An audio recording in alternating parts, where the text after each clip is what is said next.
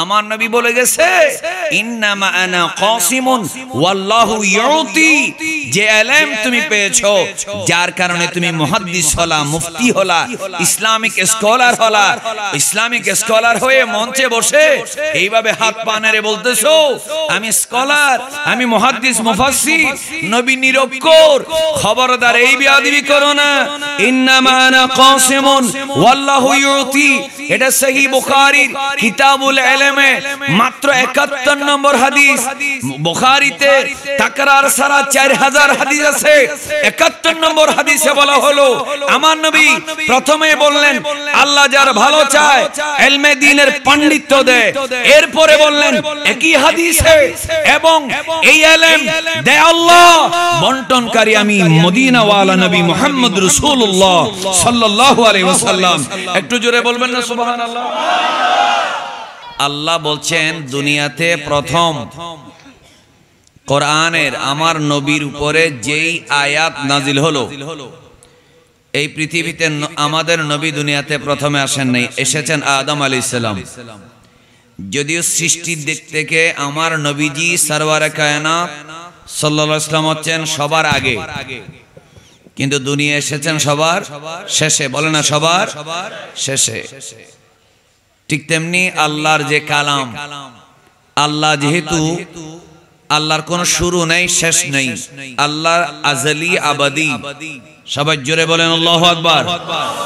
এই জন্য আল্লাহর যত কালাম, এটা 100টা সহিফা, ছোট ছোট সহিফা হোক, অথবা তাওরাত মুসা আলাইহিস সালামের উপরে নাজিল হওয়া কিতাব হোক, অথবা জাবুর দাউদ আলাইহিস সালামের উপরে নাজিল হওয়া কিতাব হোক, অথবা ইনজিল ঈসা আলাইহিস সালামের উপরে নাজিল হওয়া কিতাব হোক, সব আল্লাহর কালাম। আর সর্বশেষ যে কালামে ইলাহি এই দুনিয়ার জমিনে এসেছে, ওই কালামে ইলাহির নাম হচ্ছে আল কোরআনুল কারীম। একটু জোরে বলেন সুবহানাল্লাহ। সে কোরআন এর প্রথম শব্দ হলো ইকরা। কিন্তু আপনি যদি কোরআন খুলেন তখন প্রথম পাবেন বিসমিল্লাহির রহমানির রহিম, আলহামদুলিল্লাহি রাব্বিল আলামিন। কিন্তু নাজিল হয়েছে সবার আগে ইকরা। সবাই বলেন না কি নাজিল হয়েছে? ইকরা। ইকরা শব্দের অর্থ হচ্ছে পড়ো, পাঠ করো। আল্লাহ তাআলা বলছেন এ আমার বান্দা, যদিও সম্বোধনটা আমার নবীর দিকে করেছেন মেনশন, হে আমার হাবিব আপনি পড়ুন। কিভাবে? বিসমি রাব্বিকাল্লাযী খালাক, সেই আপনার প্রভুর নামে যিনি সৃষ্টি করেছেন। সুবহানাল্লাহ বলেন। আপনি পড়েন সেই প্রভুর নামে যিনি কি করেছেন? সৃষ্টি করেছেন।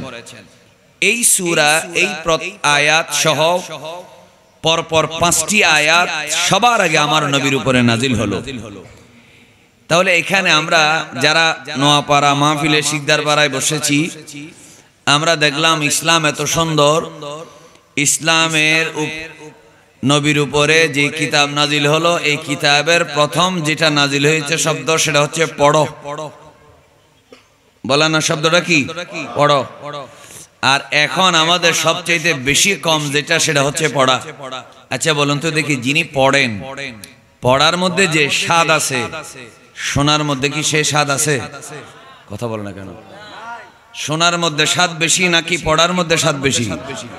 শুনলে তো তিনি মাল মশলা সব দিয়ে রেডিমেড রান্না করে খাওয়াই দিচ্ছে, কিন্তু পড়লে আপনার ব্রেন কাজে লাগতেছে, আপনি কল্পনা শক্তি বাড়তেছে। এজন্য ইসলামের প্রথম শব্দ হলো পড়ো, ইকরা, পড়ো। তা আমাকে যে বিষয় আপনারা দিয়েছেন ইলমে দ্বীন শিক্ষা, লেখাপড়ার গুরুত্ব, এই জমিনে আসমানের নিচে জমিনের উপরে অনেক ইলম আছে। বিজ্ঞান আছে, মানবিক শিক্ষা আছে, আর্টস আছে, কমার্স আছে, ম্যাথ আছে, তারপরে বিভিন্ন সাবজেক্টের অভাব নাই, শাস্ত্র আছে, সাহিত্য আছে।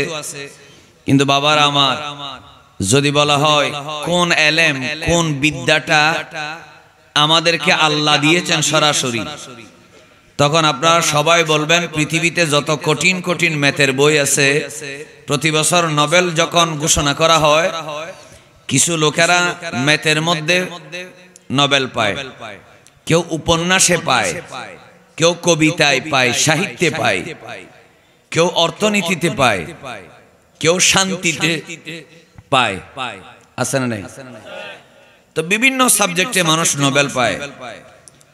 তো কিন্তু কেউ বলতে পারবে না আমি যে ইঞ্জিনিয়ারিং সাবজেক্ট যেটা পড়েছি আমার বুয়েটে এটা আসমান থেকে নাজিল হয়েছে, অথবা আমি ম্যাথের মধ্যে যে নোবেল পাইছি, যে বইটা আমি লিখেছি, বা সায়েন্সের যে গবেষণাটা আমি যেটা করে আমি ডক্টরেট পেয়েছি, এটা আসমান থেকে নাজিল হয়েছে। কিন্তু বড় চমৎকার বিষয় হলো আপনাদের এখানে মসজিদের মধ্যে ফুরকানিয়া মাদ্রাসা আছে। এই আসার সময় একটা মাদ্রাসা দেখলাম, ওই মাদ্রাসার নাম হচ্ছে তাহেরিয়া সুন্নিয়া মাদ্রাসা। ওই মাদ্রাসায় যে কোরআনটা পড়ানো হয়, খোদার কসম করে বলি এই কিতাবটা একেবারে আলহামদুলিল্লাহ হামজা থেকে নাসের সিন পর্যন্ত যেইভাবে লোহে মাহফুজে ছিল, যা সেইভাবেই মাদ্রাসার মধ্যে পড়ানো হয়। আর একটু মহব্বতে বলেন তো সুবহানাল্লাহ। বলেন, কোন সন্দেহ আছে? এই জন্য আল্লাহ রাব্বুল আলামিনের এই জমিনের সবচেয়ে উত্তম জ্ঞান হলো ইলমে দ্বীন। আচ্ছা বলেন, আপনাদের কোনো সন্দেহ আছে? ইলমে দ্বীন। এই জন্য সবচেয়ে বেশি আল্লাহর কাছে যিনি দামি তিনি হচ্ছেন আলেমে দ্বীন। বলেন না, তিনি কে? আলেমে দ্বীন। আল্লাহ তাআলা ইলমে দ্বীনের ফজিলত বারাকাত আমাদেরকে অর্জন করার তৌফিক দেখ, আমিন বলেন। আসমান থেকে একটা ইলম নাজিল হয়েছে, সে ইলমের নাম হচ্ছে কোরআন। একটা সবাই যারা বলেন সে ইলমের নাম কি? এজন্য সবাই বলুন, দুনিয়ার সমস্ত জ্ঞান, দুনিয়ার পদার্থ বিজ্ঞান, দুনিয়ার জীববিজ্ঞান, দুনিয়ার বায়োলজি, কেমিস্ট্রি, সায়েন্সের যত ধরনের প্রকার আছে, সমস্ত জ্ঞান যদি এক পাল্লায় দেওয়া হয়, একবার আওয়াজ করে বলেন কোরআনের আলহামদুলিল্লাহর হামজার সাথে তুলনা হবে? সেজন্য সবচেয়ে বেশি দামি হলেন তিনি যাকে আল্লাহ তাআলা কোরআনের ইলম দিয়েছেন। এজন্য আমরা আলোচনার মধ্যে একটা কথা মনে রাখবেন, গল্প, কাহিনী, কিসসা কোরআন হাদিস থেকে বলবো আমরা ইনশাআল্লাহ। একটু জোরে বলেন না ইনশাআল্লাহ। কিন্তু বলার আগে আমরা কয়েকটা হাদিস শরীফ বলি, কারণ কোরআনুল কারীমের আয়াতে যে তাসির আছে, আমি হাজারো যদি আপনাদেরকে মোটিভেশন করি, আমি নিজের থেকে সুন্দর সুন্দর শব্দ সাজিয়ে আপনাদেরকে বলি, বেশিক্ষণ কলবে থাকবে না, আপনার ব্রেইনে কলবে সেটাই থাকবে যেটা আমার আল্লাহ নাজিল করেছে, যেটা আমার নবীর নূরানি জবান থেকে বের হয়েছে। বলেন, আমার নবীর কোরআনের পর আমার নবীর জিব্বা মুবারক, জবান মুবারক থেকে যেটা বের হয়েছে সেটার সাথে তুলনা দেওয়া যায় এমন কোন ইলম দুনিয়াতে আছে? এমন কোন বক্তা দুনিয়াতে আছে? নাই। এজন্য আমরা কোরআনুল কারীমের আয়াতের পর এবার একটা হাদিস শরীফ দেখি। এই হাদিসটা সহিহ বুখারী শরীফের সহ অনেকগুলা কিতাবের মধ্যে এসেছে। রাসূল করিম সাল্লাল্লাহু আলাইহি ওয়াসাল্লামের সাহাবী উসমান যিন্নুরাইন রাদিয়াল্লাহু তাআলা আনহু তিনি বর্ণনা করছেন, قال رسول الله বলেন সাল্লাল্লাহু আলাইহি ওয়াসাল্লাম, আমার প্রিয় নবী সাল্লাল্লাহু আলাইহি ওয়াসাল্লাম বলেন, রাসূল করিম সাল্লাল্লাহু আলাইহি ওয়াসাল্লাম বলেন, খায়রুকুম মা তাআল্লামাল কুরআন ওয়া আল্লামাহু। আমার নবী বলেন, এই দুনিয়ার জমিনে শ্রেষ্ঠ মানুষ তোমাদের মধ্যে সবচেয়ে উত্তম, সবচেয়ে সেরা সেই মানুষ যে মানুষটা মান তাআল্লামাল কুরআন ওয়া আল্লামাহু, যে নিজে কোরআন শিখলো এবং আরেকজনকে কোরআনের ইলম শিক্ষা দিল, ওই মানুষটা হলো দুনিয়ার মধ্যে শ্রেষ্ঠ মানুষ। এবার একটা হাদিস গেল, দ্বিতীয় নম্বর। কি অসুবিধা লাগতেছে? আমরা একটু হাদিস শরীফ বলি অন্তরটা সাফ হোক, কারণ এখানে আমি চা নেব, পাত্রের মধ্যে পানি নেব বা দুধ নেব, আগে পাত্রটা পরিষ্কার করতে হবে। পরিষ্কার করব কি দিয়ে? সবচেয়ে ভালো ফিল্টার হলো আল্লাহর কোরআন এবং রাসূল করিম সাল্লাল্লাহু আলাইহি ওয়াসাল্লামের হাদিস শরীফ। একটু মহব্বতে বলেন মারহাবা। একটা হাদিস পেলাম, আল্লাহ রাসূল সাল্লাল্লাহু আলাইহি ওয়াসাল্লামের আরেকজন সাহাবী, তার নাম হচ্ছে হযরতে মুআবিয়া রাদিয়াল্লাহু তাআলা। আপনারা আমির মুআবিয়ার নাম শুনছেন? কথা বলেন, নাম শুনেছেন? তিনি ছিলেন হযরতে রাসূলের পরে খলিফা হযরতে সিদ্দিক আকবর রাদিয়াল্লাহু আনহু, এরপরে হযরতে ওমর ফারুক রাদিয়াল্লাহু আনহু, এরপরে ওসমান জিন্নুরান রাদিয়াল্লাহু তাআলা, এরপরে হযরতে মাওলা আলী রাদিয়াল্লাহু তাআলা, এরপরে ইমাম হাসান রাদিয়াল্লাহু আনহু 6 মাস, এরপরে যিনি খলিফা তিনি আমির মুআবিয়া রাদিয়াল্লাহু তাআলা, প্রায় 19 থেকে 20 বছর যিনি খলিফাতুল মুসলিমিন আমিরুল মুমিনিন ছিলেন। সবাই জোরে জোরে বলেন মারহাবা। ওনার হাদিস সহিহ বুখারী শরীফে আছে। কিন্তু আমাদের দেশে দুঃখের ব্যাপার, এক লাইনে এটাও বলে ফেলি, আমাদের দেশে আমিরে মুআবিয়া রাদিয়াল্লাহু আনহুকে গালি দেয় এমনও কিছু মানুষ আছে না নেই? এগুলা হচ্ছে বদনসিব। তিনি যদি খারাপ হতেন, সহিহ বুখারী যেটা আসমানের নিচে জমিনের উপরে সবচেয়ে উত্তম হাদিসের কিতাব, কোরআনের পর অন্যান্য আসমানি কিতাবের পর হাদিসের কিতাবের মধ্যে যেটা সেরা, এবং যে হাদিসগুলা নবীর থেকে জিজ্ঞেস করে করে ইমাম বুখারী নকল করেছেন, সেই সহিহ বুখারীতে ওনার হাদিস আনা হতো না। তাহলে প্রমাণ হলো আমিরে মুআবিয়া রাদিয়াল্লাহু আনহু রাসূলের দরবারে মকবুল হয়েছেন। একটু জোরে বলবেন না সুবহানাল্লাহ। তা আমিরে মুআবিয়া রাদিয়াল্লাহু আনহু কি বলছেন? মনোযোগ। তিনি বলেন, রাসূল করিম সাল্লাল্লাহু আলাইহি ওয়াসাল্লাম বলছেন, মান ইউরিদিল্লাহু বিহি খায়রান ইউফাক্কিহু ফিদ্দীন। আল্লাহ তাআলা যার ভালো চান, আল্লাহ তাকে দ্বীন, ইলমে শরীয়ত, কোরআন এবং হাদিস বোঝার মতো ক্ষমতা আল্লাহ তাআলা তাকে দান করে। আমি কি গান করলে আপনারা খুশি হবেন? আমি কি কমেডি করলে, জোকস করলে আপনারা খুশি হবেন? আমি হাদিস শরীফ বলছি, প্রত্যেকটা হাদিস শোনার পর একবার করে সুবহানাল্লাহ বলেন, দেখবেন মজার জিনিস পাবেন। একটু মহব্বতের আওয়াজে বলেন তো সুবহানাল্লাহ। আমার নবীজি সাল্লাল্লাহু আলাইহি ওয়াসাল্লাম বলেন, মান ইউরিদিল্লাহু বিহি খায়রান। খেয়াল করেন, আল্লাহ বলে নাই, আমার নবী বলে নাই, আল্লাহ যার ভালো চান আল্লাহ তাকে ক্ষমতা দেয়, তাকে মেম্বার বানায়, চেয়ারম্যান বানায়। আবার মেম্বার চেয়ারম্যান থাকলে রাগ করিয়েন না। আল্লাহ তাআলা যার ভালো চায় তাকে এমপি বানায়, আল্লাহ যার ভালো চায় তাকে মন্ত্রী বানায়, আল্লাহ যার ভালো চায় তাকে ক্ষমতাবান বানায়, আল্লাহ যার ভালো চায় তাকে মাস্টার বানায়, ইঞ্জিনিয়ার বানায়, ডাক্তার বানায়। এটা আমার নবী বলে নাই। আল্লাহ বলেছেন, মান ইউরিদিল্লাহু বিহি খায়রা ইউফাক্কিহু ফিদ্দীন।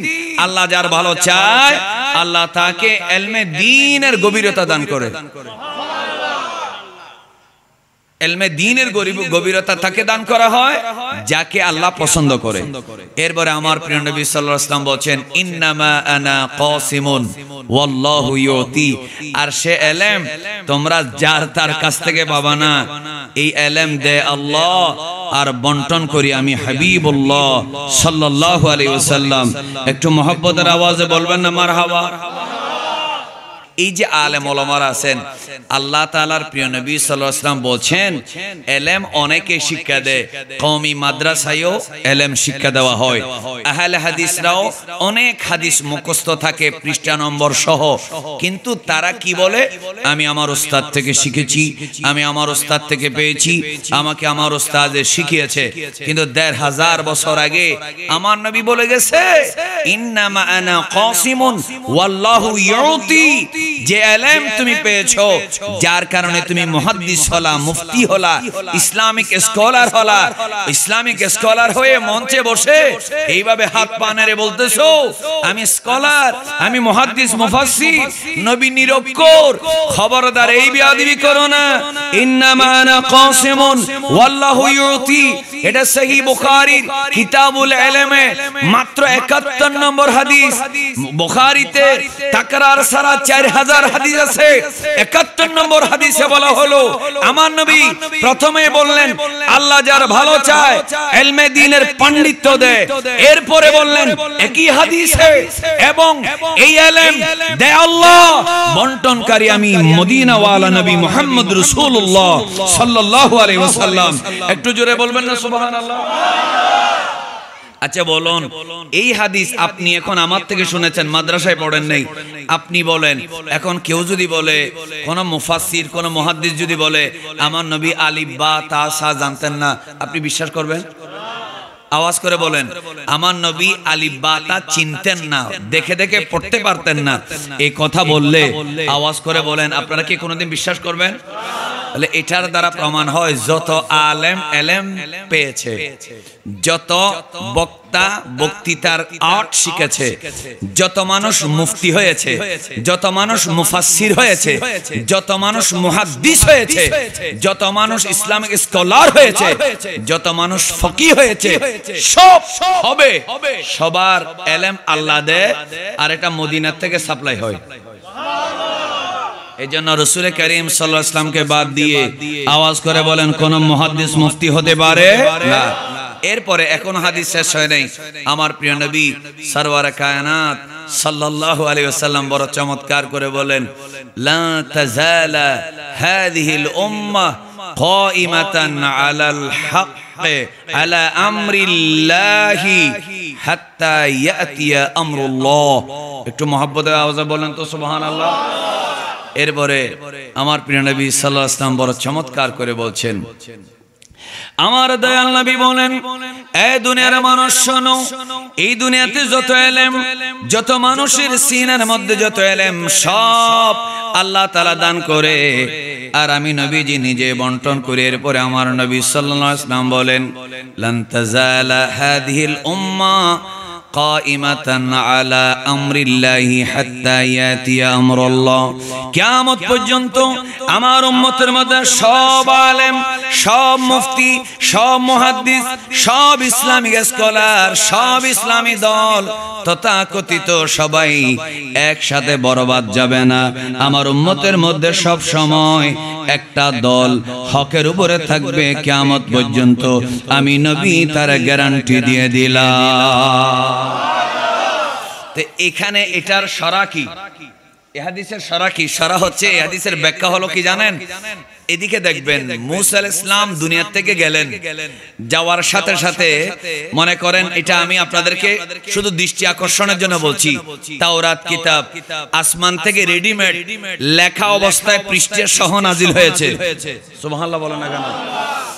ইনজিল কিতাব সব কিতাব পৃষ্ঠা সহ বাইন্ডিং করে নাজিল হয়েছে, একটা কিতাব শুধু নজম মানা নাজিল হয়েছে, লিখেছেন আমার নবী, লিখেছেন সাহাবীরা, লিখেছেন সাহাবায়ে কেরাম, এবং তারা সংকলন করেছেন, ডাইরেক্ট পৃষ্ঠায় ছাপানো অবস্থায় নাজিল হয় নাই।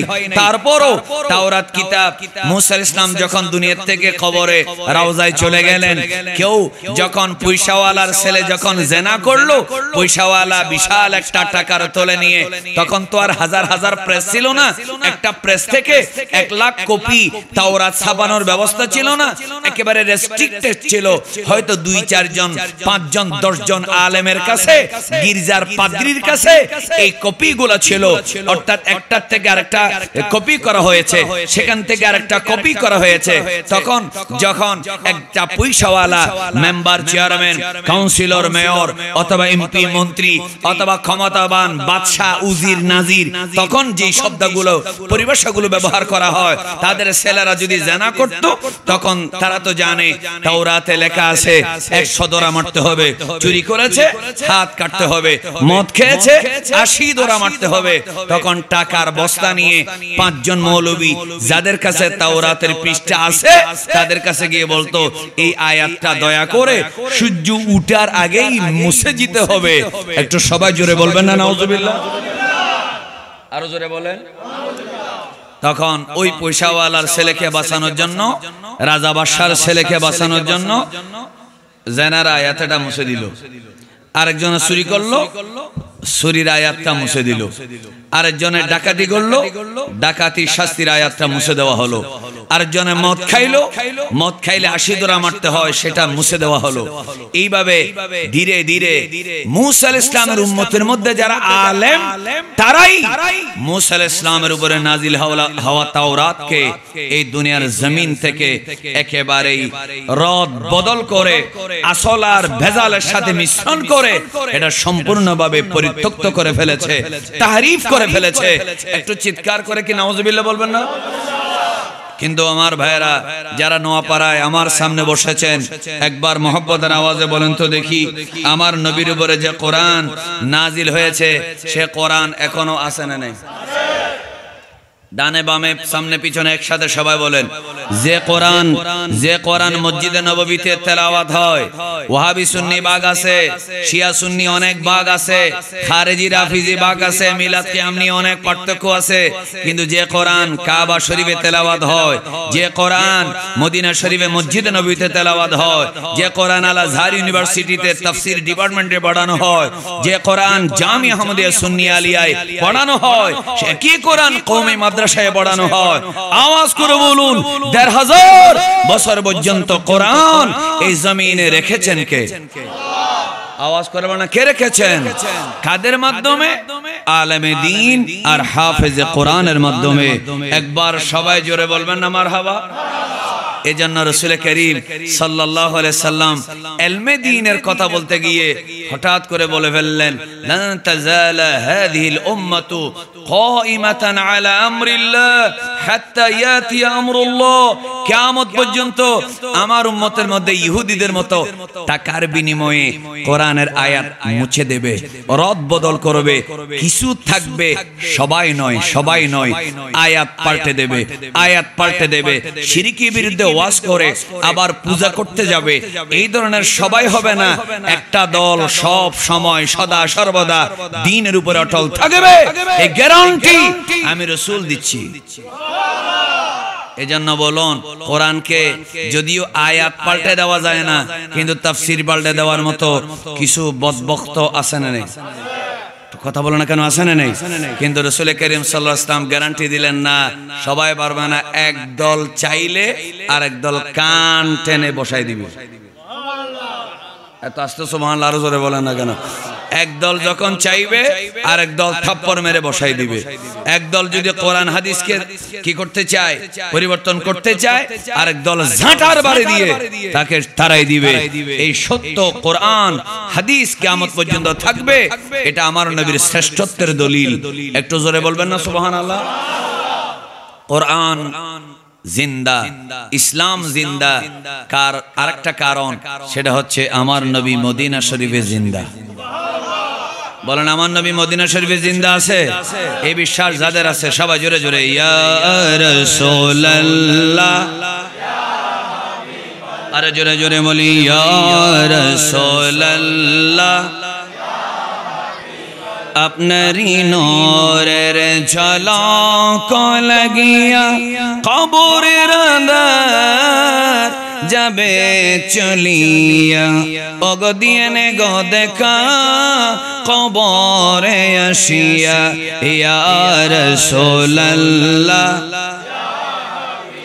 আর জোরে জোরে বলি ইয়া রাসূলুল্লাহ। গোসল করাইয়া কাফন পরায়া রাখিব যখন কবরে শোয়ায়া, লয়ানে গো কোলে গোলাম বলিয়া, ইয়া রাসূলুল্লাহ। জোরে জোরে ইয়া রাসূল। এটা সুন্নি এলাকা, তাহেরিয়া সুন্নি এলাকার আওতায় বলয়ের মধ্যে আছে। এটার একটা প্রমাণ হলো আপনাদের ইয়া রাসূলুল্লাহর আওয়াজটা মিডিয়াতে জোরে জোরে যাবে, নইলে মানুষে মনে করবে এই হুজুরে ওয়াবি ভাড়ায় মনে ওয়াজ করতে গেছে। সবাই মহব্বতে জোরে জোরে ইয়া রাসূল।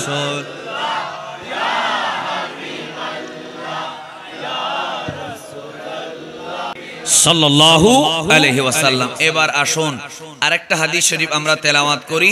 এই হাদিস শরীফটা বর্ণনা করেছেন, প্রথমটা বর্ণনা করেছেন হযরত ওসমান রাদিয়াল্লাহু আনহু, এর পরেরটা মুআবিয়া রাদিয়াল্লাহু তাআলা। এবার যে হাদিস বর্ণনা করব, এই হাদিসটা যিনি বর্ণনা করেছেন তিনি হচ্ছেন আমার নবীর ইলমের শহরের দরজা মাওলা আলী শের খোদা, যিনি হচ্ছেন ইমাম হাসান হুসাইন রাদিয়াল্লাহু তাআলা আনহুমার বাবা। একটু মহব্বতে বলেন মারহাবা। তিনি কি বলছেন শুনুন। যারা হাফেজে কোরআন ছেলেকে বানানোর খেয়াল করেছেন, যারা হাফেজের বাবা চাচা আর নইলে সময় না থাকলে দাদা নইলে নানা হওয়ার খেয়াল করেছেন, আপনারা কত বড় দামি হবেন ইনশাআল্লাহ। সে হাদিসটা একটু না বললে আমার ভালো লাগতেছে না। আমার নবী বলেন, মান ক্বারাআল কোরআন, যে কোরআন পড়লো, ওয়াস্তাজহারাহু, কোরআনকে হিফজ করলো, শুধু তা না, ওয়া আহাল্লা হালালাহু, কোরআনের হালালগুলাকে হালাল জানলো, ওয়া হাররামা হারামাহু, কোরআনের হারামগুলাকে হারাম জানলো, আল্লাহ তাআলা বলেন আদখালাহুল্লাহু বিহিল জান্নাহ, এই কোরআনের উসিলায় আল্লাহ তাআলা ওই মানুষটাকে জান্নাতে প্রবেশ করায় দিবে। দেখি আরেকটু মহব্বতে বলেন তো সুবহানাল্লাহ।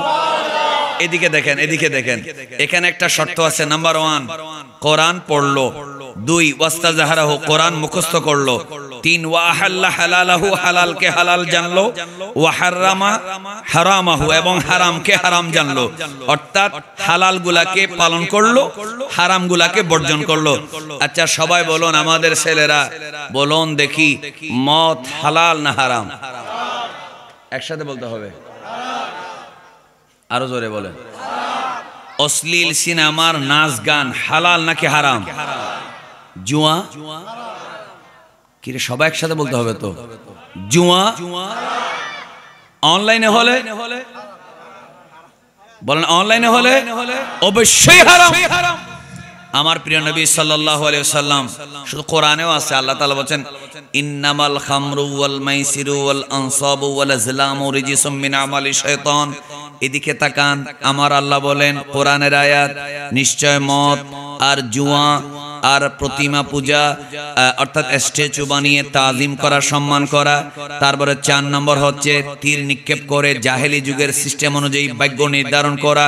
তাহলে মদ, খামর মানে মদ, মাইসির মানে জুয়া, এটা অনলাইন হোক অফলাইন হোক, যদি টাকা পয়সা ইনকাম করা হয়, তাহলে আমার নবী কি বলেছেন, মদ, জুয়া, প্রতিমা পূজা এবং ভাগ্য নির্ধারণ করা, লটারি দিয়ে এইভাবে কি করা, আপনার তীর নিক্ষেপ করে, এই 4টা জিনিস কি, রিজসুন নাপাক, মিন আমালি শয়তান, শয়তানের কাজ, ফাজতানিবুহু, তোমরা এগুলাকে বর্জন করো, লাআল্লাকুম তুফলিহুন, তোমরা সফল হবে। সবাই একবার জোরে বলুন, আমরা যারা মিলাদুন্নবী মাহফিল করি, আমরা যারা গৌসে পাককে মানি, আমরা মুসলমানরা কোনোদিন শয়তানের কাজ করতে পারি? বলেন দেখি, মুসলমান কি নাপাক নাকি পাক? এ সবাই বলেন না, মুসলমান কি নাপাক নাকি পাক? বলে পাক মানুষের নাপাক জিনিসের কাছে যাইতে পারে না।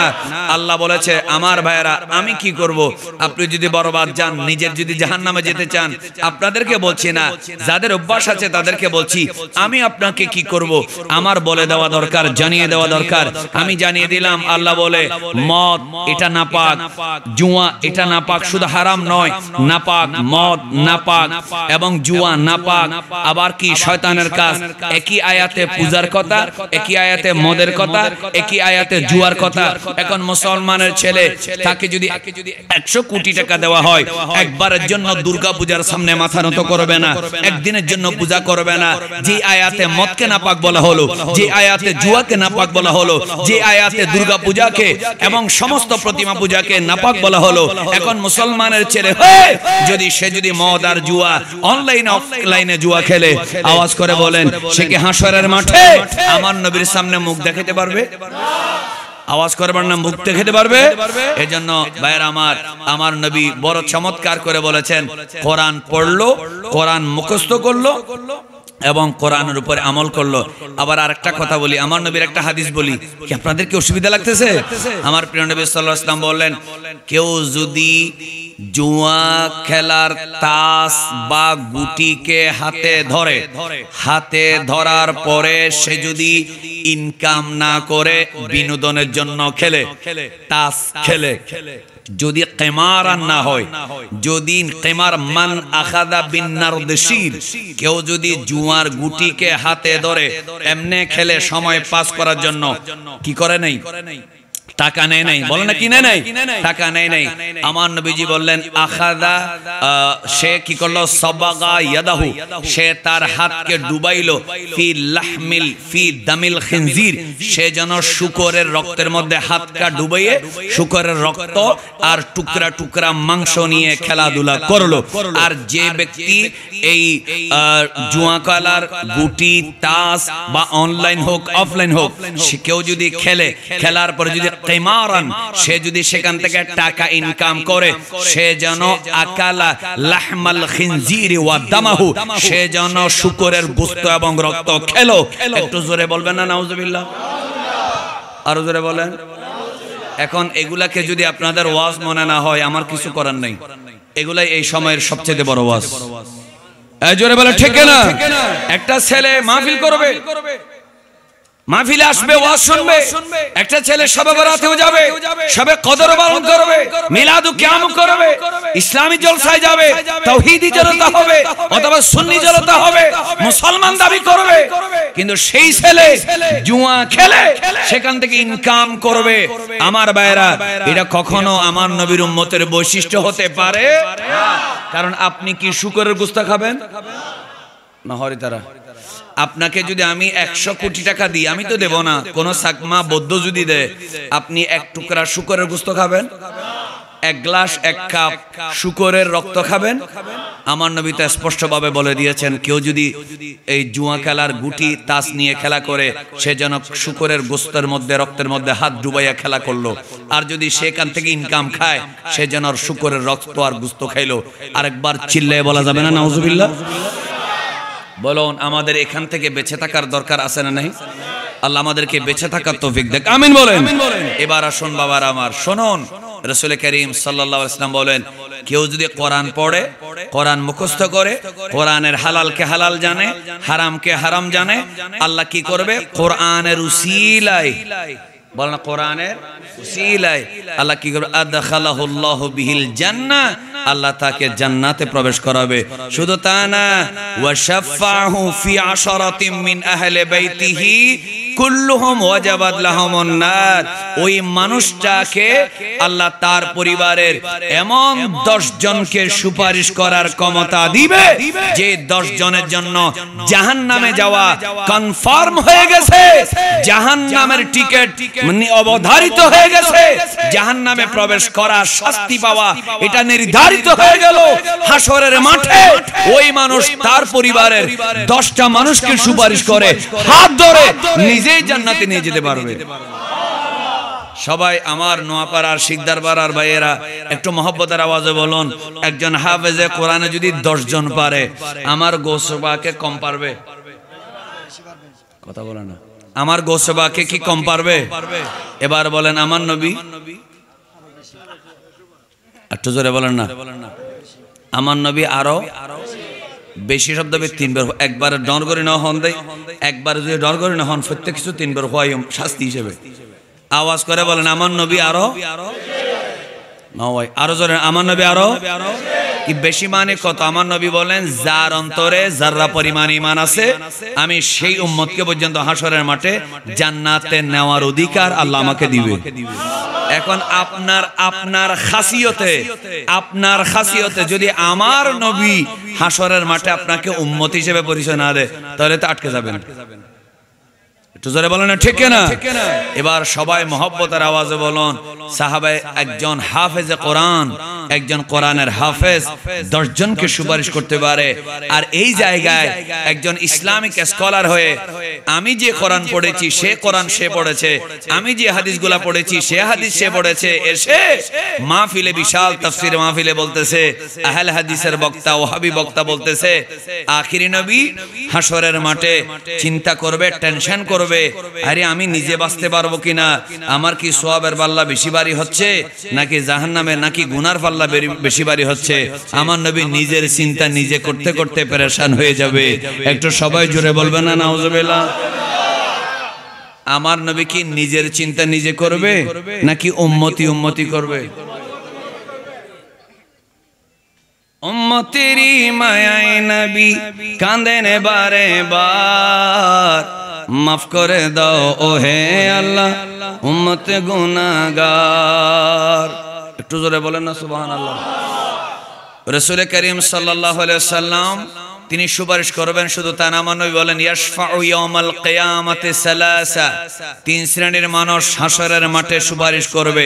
আল আম্বিয়া, প্রথম শ্রেণী হচ্ছে নবীগণ, দ্বিতীয় হচ্ছে সুম্মাল উলামা, আলেমে দ্বীনগণ, হাফেজে কোরআনগণ, সুম্মা শুহাদা, এরপরে যারা দ্বীন কায়েমের জন্য শহীদ হয়েছে তারা। আরেকবার বলবেন না সুবহানাল্লাহ। তাহলে একজন নোয়াপাড়ার তাহিরিয়া মাদ্রাসা থেকে বের হওয়া হাফেজ, যদি আল্লাহ তাকে তৌফিক দেয়, সে যদি নিজের পরিবারের 10 জনকে যদি জান্নাতে নিতে পারে, আর আপনি বক্তা হয়ে যখন বললেন আমার নবী কিছু করতে পারে না, ওই বক্তা কি ঈমানদার নাকি বেঈমান? সবাই একবার সচেতন ভাবে আল্লাহকে সাক্ষী রেখে বলেন, সে কি আসলে মুসলমান নাকি মুনাফিক? সে কি আসল নাকি নকল? খাঁটি না বেজাল? জান্নাতি না জাহান্নামী? হক না ঠক? আল্লাহ আমাদেরকে হক মুফাসসিরের আলোচনা শোনার তৌফিক দেয়। এত আস্তে বললে হবে না, একটু জোরে বলেন আমিন। এরপরে রাসূল করিম সাল্লাল্লাহু আলাইহি ওয়াসাল্লাম বড় চমৎকার করে বলছেন, একজন মানুষ 10 জন মানুষকে জান্নাতে নিতে পারবে যদি সে কি হয়? হাফেজে কোরআন হয়। এবার শুনুন, হাফেজে কোরআন 2 প্রকার। কিছু হাফেজে কোরআন আছে, কোরআন পড়ে এই আলেম ওলামাদের থেকে জিজ্ঞেস করেন, ইউদিল্লু বিহি কাসীরা ওয়া ইয়াহদি বিহি কাসীরা। একদল কোরআন পড়ে পড়ে পথভ্রষ্ট, আর একদল কোরআন পড়ে পড়ে হেদায়েতের পথে থাকবে। সবাই একবার বলেন তো দেখি, হেদায়েতের মালিক কে? আল্লাহর কাছে আমরা আপনাদের সবার জন্য দোয়া করি, আমার নিজের জন্য দোয়া করি, আল্লাহ আমাদের সবাইকে কোরআনের পথে হাদিসের পথে থাকার সাথে সাথে হেদায়েতের উপরে থাকার তৌফিক দেন।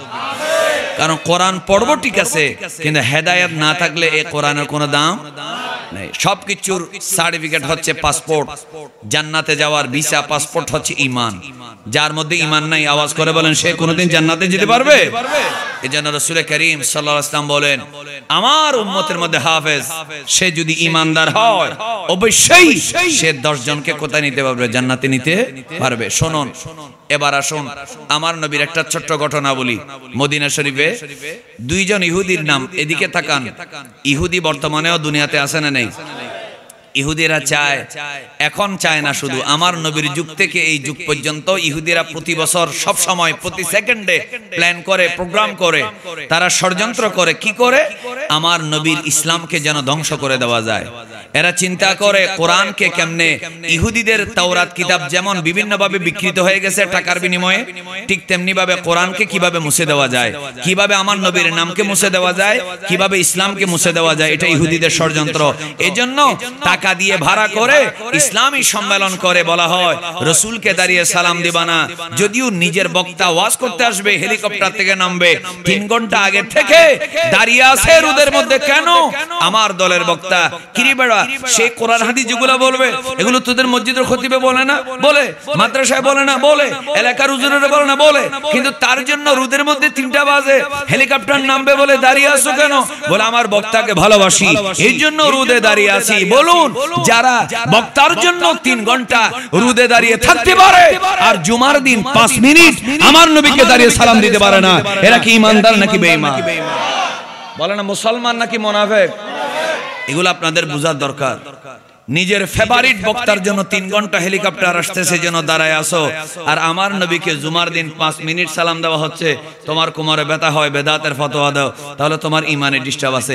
এটা ইহুদিদের ষড়যন্ত্র, ঠিক কিনা বলে না? এটা কাদের ষড়যন্ত্র?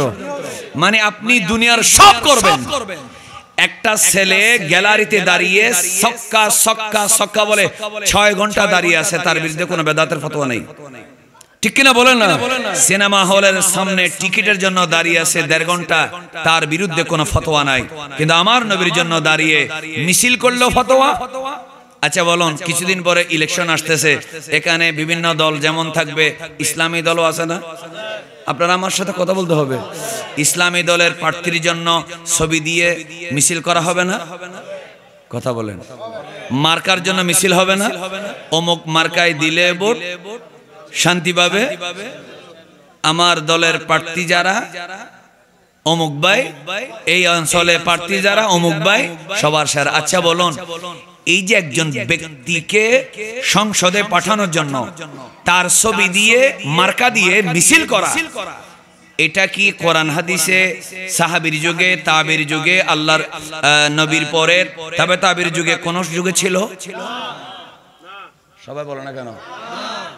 আমার নবী, সাহাবী, তাবি, তবে তাবির যুগে একজন প্রার্থীকে নির্বাচিত করার জন্য মার্কা দিয়ে পোস্টার করে মিছিল করে প্রচার করা, এটা কি কোন কালে ইসলামের মধ্যে ছিল? কিন্তু আশ্চর্যের ব্যাপার হলো সেই মার্কা দিয়ে মিছিলের বিরুদ্ধে ফতোয়া নাই। প্রার্থীর জন্য শোনেন, এই যুগের ইসলামিক স্কলার জন্য মিছিল করলে ফতোয়া নাই। এই যুগের ইসলামী দলের নেতাকে সংসদে পাঠানোর জন্য নোয়াপাড়া থেকে মদুনাঘাট পর্যন্ত মিছিল করলে ফতোয়া নাই। আছে? বলে না কোন ফতোয়া আছে? মার্কার জন্য মিছিল করলে ফতোয়া নাই, দলের জন্য মিছিল করলে ফতোয়া নাই, প্রার্থীর জন্য মিছিল করলে ফতোয়া নাই। কিন্তু আমার নবীর জন্য যদি এখান থেকে আপনি মুরাদপুরে যান অথবা এখান থেকে নোয়াপাড়া মাদ্রাসার সামনে থেকে নোয়াপাড়া ফতেরহাট থেকে ঘুরে যখন আবার মাদ্রাসার মাঠে আসবেন, বলেন এলাকার মধ্যে গোমটাওয়ালা কিছু খবিস খান্নাস ইবলিসের ছেলা ফতোয়া আছে না নাই? এই জোরে বলেন আছে না নাই? এগুলা কি মৌলবী না শয়তান? এই চিল্লায় বলেন মৌলবী না শয়তান? আল্লাহ তাআলা শয়তানি চক্রান্ত থেকে, ইহুদিদের বেতনমুক্ত দালাল থেকে মুসলমান আর ইসলামকে আল্লাহ হেফাজত করুক। এই চিল্লায় বলেন আমিন। আপনারা কি আমার কথায় মনে কষ্ট পাচ্ছেন? লাউড আর ক্লিয়ার। আমরা এখানে চুপা একেবারে ঘুরাই ফেসায় কথা বলার দরকার নাই, সহজভাবে সোজা কথা বলতে হবে। আমার আল্লাহ বলেন ইয়া আইয়ুহাল্লাযীনা আমানু তাকুল্লাহ ওয়া কুলু কাওলান সাদীদা। সোজা কথা বলো, ঘুরাই ফেসায় কথা বলার কোন দরকার নাই। আওয়াজ করে বলেন, যে ইসলামী দলের নেতারা মিলাদুন্নবীর জুলুসকে বেদাত বলে, এরা আবার নিজের প্রার্থী আর প্রতীকের জন্য মিছিল করে আর নবীজির জন্য মিছিল করলে বেদাত বলে, আওয়াজ করে বলেন এরা কোনদিন আমার নবীর উম্মত হিসেবে হাশরের মাঠে আমার নবীকে পরিচয় দিতে পারবে? ক্লিয়ার কথা। আপনারা কি মনে কষ্ট আনতেছেন? এটা আপনি মনে কষ্ট আনলে আমার কি এসে যায়? আপনি আমাকে শুট করে দিতে পারবেন, কিন্তু আমার নবীর সামনে গিয়ে আমি এই কথাটা বলতে পারবো, কিন্তু আপনি বলতে পারবেন না ইয়া রাসূলুল্লাহ আমি আমার প্রার্থীর জন্য মিছিল করেছি, আপনার জন্য কোনোদিন জুলুস করি নাই। আপনি নবীকে বলতে পারবেন না, কিন্তু আমি যে ফতোয়া দিয়েছি সে কারণে আমার নবীর কাছ থেকে আমি সুপারিশ নিয়ে নেব ইনশাআল্লাহ। একটু জোরে বলেন, এই বিশ্বাস আমাদের আছে না নাই? আল্লাহ পাক আমাদের সবাইকে হকের উপরে থাকার তৌফিক দান করুক, আমিন বলেন। এভাবে কথা আমরা আগে বলতাম না, কিন্তু বলতে হচ্ছে কারণ ১৫০০ বছর হয়ে গেছে, কত মিডিয়া, কত সিস্টেম, ইসলাম প্রচারের কত নতুন নতুন পদ্ধতি আবিষ্কার হলো, কোনো কিছুই বেদাত হলো না, শুধু নবীর মিলাদুন্নবীটা বেদাত রয়ে গেল। এত কিছু আবিষ্কার হলো, এত সিস্টেম নতুন নতুন, সব জায়েজ, কিন্তু নবীর গুলা সব না জায়েজ। কারগুলা? নবীর গুলা। এটা আমরা কোনোদিন মেনে নেব? বলেন আমরা মেনে নেব না। শুনেন, নবী করিম সাল্লাল্লাহু আলাইহি ওয়াসাল্লামের সময় ইহুদি ছিল, এখনো আছে, তখনও তারা কোরআনের বিরুদ্ধে ষড়যন্ত্র করতো, এখনো করে কি করে না? একজন দুইজন ইহুদির নাম বলি, দুজন ভাই, একজনের নাম আবু ইয়াসির বিন ইখতাব, আরেকজনের নাম হুয়াই বিন আখতাব। আবু ইয়াসির বিন আখতাব, হুয়াই বিন আখতাব। ঘটনা যেটা বলছি এখন চমৎকার ঘটনা। কোত্থেকে বলছি? রেফারেন্স শুনুন।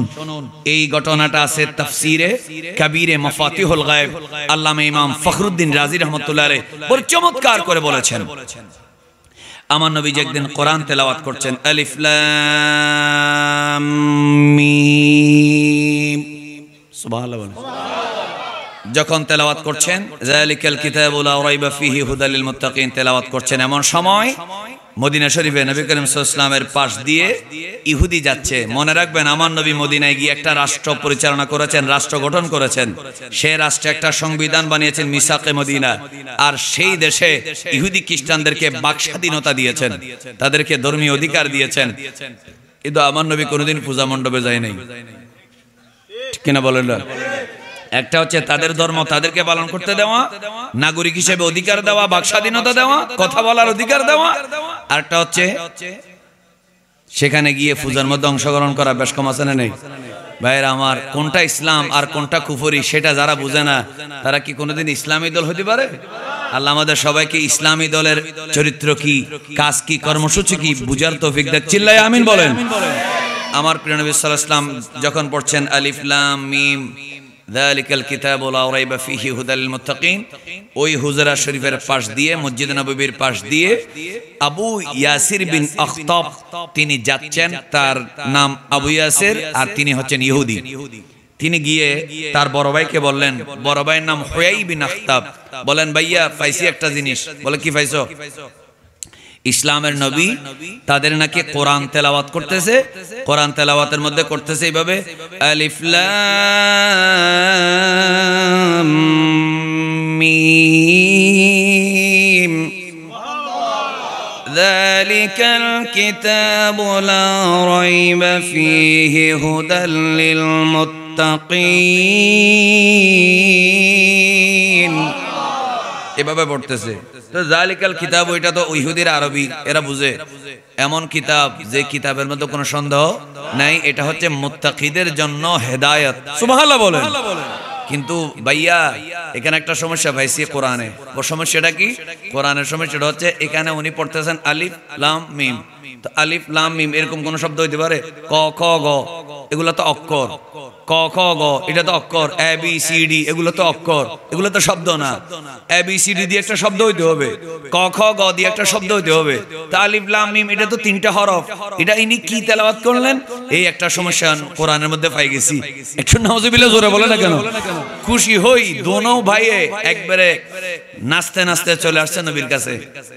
তুমি নাকি কিছুক্ষণ আগে কি পড়তেছো আমার নবীকে বলতেছেন, আপনি পড়তেছেন এটা কি? বলেন এটা আল্লাহর কোরআন। সুবহানাল্লাহ বলেন। দেখি আরেকবার পড়েন। আমার নবীর মধ্যে কোনো অহংকার আছে?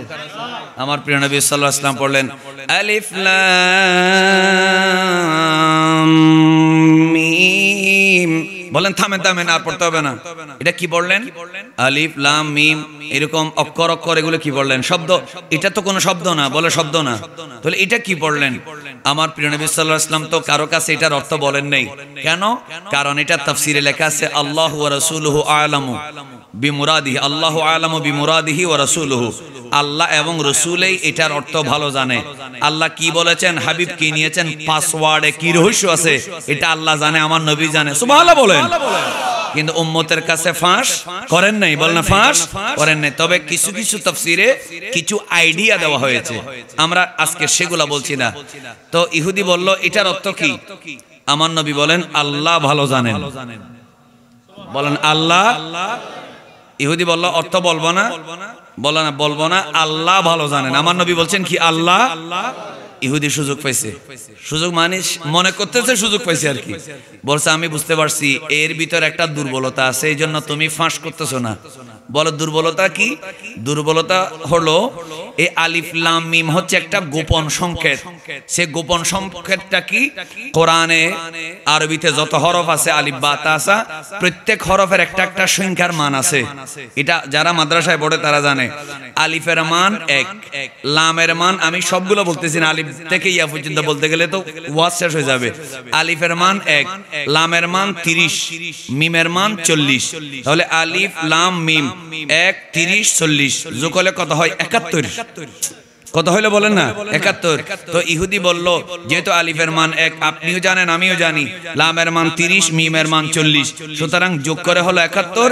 এই রহস্য আমি বুঝে ফেলছি, আপনি দুর্বলতা আছে তো এই জন্য ফাঁস করতেছেন না। এটার দ্বারা প্রমাণ হয়ে গেল ইসলাম শুধুমাত্র এই কোরআনটা শুধু 71 বছর থাকবে, 71 বছর পরে কোরআনও থাকবে না, ইসলামও থাকবে না। সবাই নাউজুবিল্লাহর আওয়াজটা একটু জোরে দিতে হবে। আরেকবার জোরে বলেন। আমার নবীজি সাল্লাল্লাহু আলাইহি ওয়াসাল্লাম কিন্তু মাথা গরম করতেন না। আমার নবী ঠান্ডা মাথায় যা করতেন, একটু জোরে বলেন আল্লাহু আকবার। কারণ আমার নবী হচ্ছে বলেন না রাহমাতুল লিল। আমার প্রিয় নবী সাল্লাল্লাহু আলাইহি ওয়াসাল্লাম হচ্ছেন ফাবিমা রাহমাতিম মিনাল্লাহি লিনতা লাহুম ওয়ালাউ কুনতা ফাযযান গালিযাল কলবি লানফাদ্দু মিন হাওলিক। একটু জোরে বলেন আল্লাহু আকবার। এজন্য রাসূল করিম সাল্লাল্লাহু আলাইহি ওয়াসাল্লাম মুস্কি হেসে বললেন তুমি নিজে নিজে বাইর করে ফেললা। এই আলিফের মান 1, লামের মান 30, মিমের মান 40, এই 71 দিয়ে বাইর করে ফেললা। ইসলাম 71 বছর পরে ডিলিট হয়ে যাবে, কোরআনের অস্তিত্ব থাকবে না। নিজে নিজে বলো হ্যাঁ এটা আমি বুঝতে পারছি, আপনি দুর্বলতা বলতেছেন না। তখন আমার নবী সরওয়ারে কায়নাত সাল্লাল্লাহু আলাইহি ওয়াসাল্লাম বললেন কোরআনে তো এরকম আরো আছে, এগুলো বলবো? আচ্ছা বলেন তো দেখি। আমার নবী বললেন আলিফ লাম মিম সাদ। একটা একটা করে বললে একবার করে সুবহানাল্লাহ বললে কি অসুবিধা আছে নাকি? বাইরে একটা মজার ব্যাপার বলি, আলিফ পড়ছেন, আমি পড়ছি তো আপনারা শুনছেন, 10টা সওয়াব পেয়ে গেছেন। লাম পড়ছি 10টা সওয়াব হয়ে গেছে, মিম পড়ছি 10টা সওয়াব হয়ে গেছে। একটু জোরে বলো না, সওয়াব দেওয়ার মালিক কে? হরফ পড়েছি একটা, শুনেছেন একটা, সওয়াব পেয়েছি আমরা একজনে 10টা করে। 1 লাখ মানুষের শুনলে সবাইকে 10টা করে সওয়াব দেয় কে? একটু জোরে বলেন দেখে। আল্লাহর কি কোনো কমতি আছে? শুনেন তো প্রিয় নবী সাল্লাল্লাহু আলাইহি ওয়াসাল্লাম যখন বলেন আলিফ লাম মিম সাদ, কোরআনে এরকমও আছে, তখন ইহুদি বলতেছে আচ্ছা ঠিক আছে গনি দেখি, আলিফের মান 1, লামের মান কত? 30, ভুলে যাচ্ছেন কেন? মিমের মান কত? 40, সাদের মান হচ্ছে 90। কত? 90। তাহলে 71 থেকে 90 যদি যোগ করা হয় তাহলে হলো 161। 161। আচ্ছা ঠিক আছে, আমি আগেরটা উড্র করলাম, এখান থেকে প্রমাণ পেলাম 1 সেঞ্চুরির পরে আর আধা সেঞ্চুরি, অর্থাৎ 161 বছর পর্যন্ত কোরআন থাকবে, এরপরে কোরআনের অস্তিত্ব থাকবে না। আরে নাউজুবিল্লাহ, জোরে বলেন না কেন ভাইরা? তখন রাসূল করিম সাল্লাল্লাহু আলাইহি ওয়াসাল্লাম মুস্কি হাসলেন, বলেন আরো আছে তো, বলে দেখি। আমার নবী বলেন আলিফ লাম রা, বলেন আবার মাথা চুলকাচ্ছে, কি চুলকাচ্ছে? আলিফের মান 1, লামের মান 30, রার মান হচ্ছে 200। কথা বল না, রার মান কত? তাহলে তো 231 বছর থাকবে। এখন আওয়াজ আস্তে আস্তে কি হয়ে যাচ্ছে? ছোট হয়ে যাচ্ছে। আল্লাহ রাসূল বলেন শেষ হয় নাই, আরো শোনো, আলিফ লাম মিম রা। আলিফের মান 1, লামের মান 30, মিমের মান 40, রার মান 200। 271। আল্লাহ রাসূল বলে এখনো শেষ হয় নাই। হামিম, চোখ বড় হয়ে গেছে, আর কিছু বলে না। ইয়াসিন, কাফ হা ইয়া আইন সাদ। বলছে মাফও চাই, দোয়া চাই, খানটানা, আর আপনার সাথে বিতর্ক করব না। কোরআন কতদিন থাকবে, ইসলাম কতদিন থাকবে, এটা আল্লাহ জানে, আল্লাহ জানে। আমার নবী বললেন এই শোন হুয়াই বিন আখতাব, শোন, আমি নবী মদিনা শরীফে বসে চ্যালেঞ্জ দিয়ে যাচ্ছি কিয়ামত পর্যন্ত। আমার আল্লাহ বলেছে তাওরাতের মতো করে নির্দিষ্ট টাইমের জন্য, ইনজিলের মতো করে, জাবুরের মতো নির্দিষ্ট টাইম, নির্দিষ্ট এলাকা এরিয়ার জন্য, একটা ভূখণ্ডের জন্য পাঠাই নাই। কিয়ামত পর্যন্ত কোরআন থাকবে, এটার গ্যারান্টি আল্লাহ দিয়েছেন। ইন্না নাহনু নাযালনা যিকরা ওয়া ইন্না লাহু লাহাফিজুন। একটু জোরে বলবেন না সুবহানাল্লাহ? তা আমি আপনাদেরকে বলতে চাচ্ছি রাসূল করিম সাল্লাল্লাহু আলাইহি ওয়াসাল্লাম গ্যারান্টি দিয়েছেন কোরআন থাকবে। আমার নবী যে সত্যবাদী, ১৫০০ বছর পরে আমরা এটা নিশ্চয়তা পাইছি কিনা? যেখানে বলছে ৭১ বছর, ২৬১ বছর, ২৩১ বছর, তারপরে হিসাব করতেছে সে কোরআন ১৫০০ বছর পরেও জের জবর নুক্তা পর্যন্ত পরিবর্তন করা যায় নাই। সবাই জোরে বলবেন না একবার আল্লাহু আকবার। এটা ক্ষমতা আল্লাহর, আর এটা মুআজিজা মুহাম্মাদুর রাসূলুল্লাহ সাল্লাল্লাহু আলাইহি ওয়াসাল্লামের, আর এটা কারামত হাফেজে কোরআনের। এটা কারামত কাদের? হাফেজে কোরআন। এটা হাফেজে কোরআনদের একটা কারামত। আল্লাহর কুদরত, নবীর মুআজিজা, হাফেজে কোরআনদের কি কারামত। আপনি এই হাফেজকে যদি আপনি বলেন একটা 50 পৃষ্ঠার বাংলা উপন্যাস মুখস্থ করে দাও, সে 2025 সালে মুখস্থ করবে, 26 সালের জানুয়ারি মাসে বলবে 2 পৃষ্ঠা মনে আছে দারকিম পড়ি গই। কত না বুঝো? কয় পৃষ্ঠা? 50 পৃষ্ঠার একটা বাংলা গল্প উপন্যাসের বই, নিজের মাতৃভাষার বই যদি মুখস্থ করতে দেন, 2 পৃষ্ঠা পরে 3 পৃষ্ঠায় গেলে বাক্য আগেরটা পরে বলবে, পরেরটা আগে বলবে। বলবে যে গল্প মনে আছে, কিন্তু যেই শব্দ দিয়ে মুখস্থ করছে শব্দগুলো কথা বলে মনে, কিন্তু কোরআন আপনি বুঝেন নাই। কিন্তু হরফ, জের, জবর, নুক্তা, 4 আলিফ 3 আলিফ পর্যন্ত আপনি মুখস্থ করে রেখেছেন। কেমনে পেরেছেন?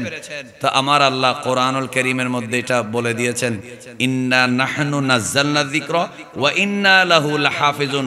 হাফেজ সে না, হাফেজ আমি আল্লাহ। বলেন হাফেজ কে? আল্লাহ বলেন না হাফেজ কে? হাফেজ কে হাফেজ বলা যাবে, হচ্ছে হাফেজে মাজাজি আর হাফেজে হাকিকি আল্লাহ। বলেন হাফেজে হাকিকি কে? আপনাদের কি অসুবিধা লাগতেছে? আচ্ছা, তাহলে আমরা এখান থেকে বুঝলাম কোরআনের ইলম এখনো পর্যন্ত আছে। এখন আপনি যদি বলেন হুজুর আপনার ওয়াজ অনেক ভালো লেগেছে, নারায়ে তাকবীর দিলাম, স্লোগানও দিলাম, কালকে থেকে আমরা প্রশংসা করব ইনশাআল্লাহ, আগামীতে আরো বিভিন্ন মাহফিলের দাওয়াত দেব, তবে আমরা কোরআন পড়ব না। তো এই ওয়াজের আপনার কি ফায়দা হবে? কোরআন থাকবে, কিন্তু আপনি কোরআন থেকে কি পাবেন? এখানে যত মানুষ আছে আমি হাত জোর করে বলবো, আপনারা আজকের ওয়াজ শোনার পরে যদি বলেন যে কোরআন ডাইরেক্ট লাউহে মাহফুজে লেখা ছিল, একই কোরআন এখানে নাজিল হয়েছে, আমি তো এখন আর মাদ্রাসায় ভর্তি হওয়ার সুযোগ নেই, আমি স্কুল কলেজে পড়েছি বা পড়ি, আমি একজন আলেমের কাছে গিয়ে প্রাইভেট ভাবে অন্তত শুদ্ধ করে আল্লাহর কোরআনটা পড়া শিখবো, হাসরের মাঠে যাতে আমি বেইজ্জত না হই, যাতে আমি আলহামদু বলার সময় আলহামদু না বলি, আমি কুল বলার সময় যাতে কুল না বলি, দোয়ায়ে কুনুত যখন পড়বো ওয়ালা নাকফুরুকা বলার সময় আমি যাতে ওয়ালা নাকফুরুকা না বলি, আমার মুখ থেকে যেন কুফরি না হয়, আমি শুদ্ধ করে কোরআনটা শিখবো। খোদার কসম চেষ্টা করতেই থাকেন, যদি আপনি সফল হন তবে হয়ে গেলেন, যদি সফল নাও হন আওয়াজ করে বলেন নিয়তের খবর আমার আল্লাহ জানে কি জানে না। এজন্য মনোযোগ। একটা হাদিস শরীফ বলি, তাও সহিহ বুখারী শরীফের। রাসূল কারীম সাল্লাল্লাহু আলাইহি ওয়াসাল্লামের কাছে এক সাহাবী আসলেন, সাহাবীর নাম আবু হুরায়রা রাদিয়াল্লাহু তাআলা। তিনি এসে বললেন, ইয়া রাসূলুল্লাহ, আমি হাদিসের ইবারত বলছি, ইন্নী সামি'তু মিনকা হাদিসান কাসীরান আনসাহু। ইয়া রাসূলুল্লাহ, আপনার মজলিসে বসে আমি আপনার থেকে অনেক হাদিস শুনি, কিন্তু শুনে আবার কিছুক্ষণ পরে ভুলে যাই। বলে না কিছুক্ষণ পরে ভুলে যায়। তখন রাসূল কারীম সাল্লাল্লাহু আলাইহি ওয়াসাল্লাম বললেন, আলকি রিদাআকা অথবা উবসুত রিদাআকা, তোমার গায়ে যে শাল আছে, চাদর আছে, এটা মাটিতে বিছায়ে দাও। সুবহানাল্লাহ বলেন। আবু হুরায়রা রাদিয়াল্লাহু আনহু বলছেন, আমি আপনার হাদিস শুনি, আসমাউ মিনকা হাদিসান কাসীরান আনসাহু, শুনি ভুলে যাই।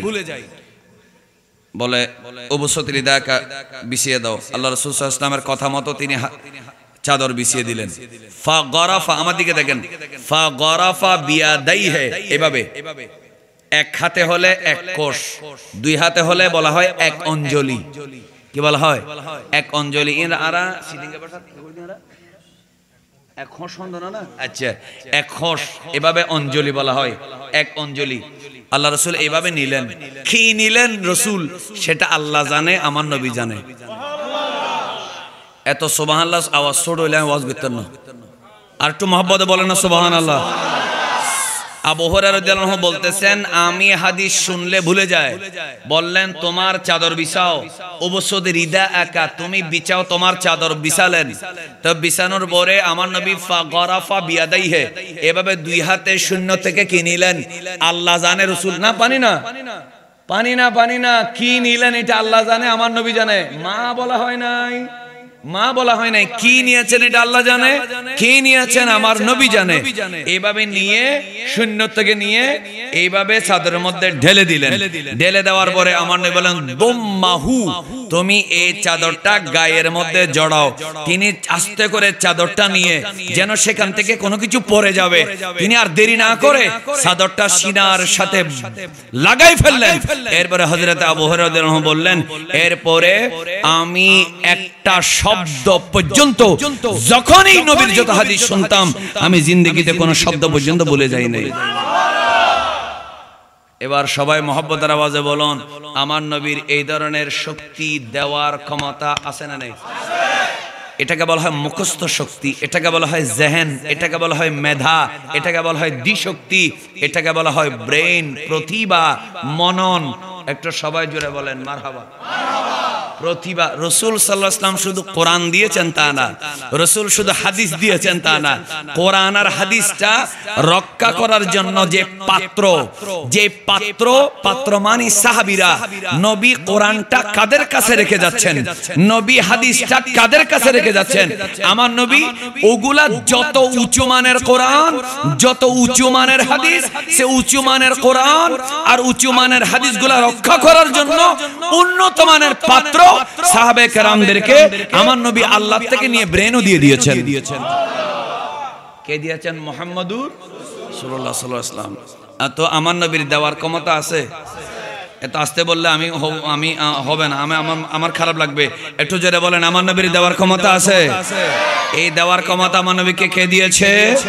এবার আসেন আরেকটা হাদিস শরীফ বলি, এটা তিরমিজি শরীফের মধ্যে আছে। আল্লাহ রাসূল সাল্লাল্লাহু আলাইহি ওয়াসাল্লামের আরেকজন সাহাবী, রাসূল করিম সাল্লাল্লাহু আলাইহি ওয়াসাল্লামের সাহাবী যায়েদ বিন সাবিত, বলেন নাম কি? যায়েদ বিন সাবিত। দেখেন আমার নবী, একটা মানুষ যখন কোন একটা কিছু একটা ইনস্ট্রুমেন্ট বানায়, কিছু একটা যখন বানায়, তখন সেটা রক্ষা করার জন্য কিছু ক্যাটালগ, একটা নিয়ম কানুন দিয়ে যায়, ঠিক কিনা বলেন না? তো আমার নবীরকে কোরআন আল্লাহ দিয়েছেন, তো কোরআন এটা ধারণ করার মতো ক্ষমতা আমার নবীর আছে না নেই? আবার আমার নবী সে কোরআনটা দিয়েছেন কাদের কাছে? সাহাবীদের কাছে। সেটা ধারণ করার ক্ষমতাও সাহাবীদের আছে না নেই? আমার নবী হাদিস যেগুলা, সেগুলো হচ্ছে ওয়ামা ইয়ানতিকু আনিল হাওয়া, আমার প্রিয় নবী সাল্লাল্লাহু আলাইহি ওয়াসাল্লাম নিজের থেকে বলেন নাই, আল্লাহর ওহী থেকে বলেছেন, ইন হুয়া ইল্লা ওয়াহয়ু ইউহা। একটু জোরে বলেন আল্লাহু আকবার। এজন্য আল্লামা শরফুদ্দীন বুসিরি দুইটা লাইন বলেছেন, এই দুইটা লাইন না বললে আমি সামনের দিকে যেতে পারতেছি না। এটা কসিদে বরদার আরবি লাইন, দুই লাইন। আল্লামা শরফুদ্দীন বুসিরি রাহমাতুল্লাহ আলাইহি বলেন, فإن من جودك الدنيا وضرتها ومن علومك علم اللوح والقلم اللهم صل جري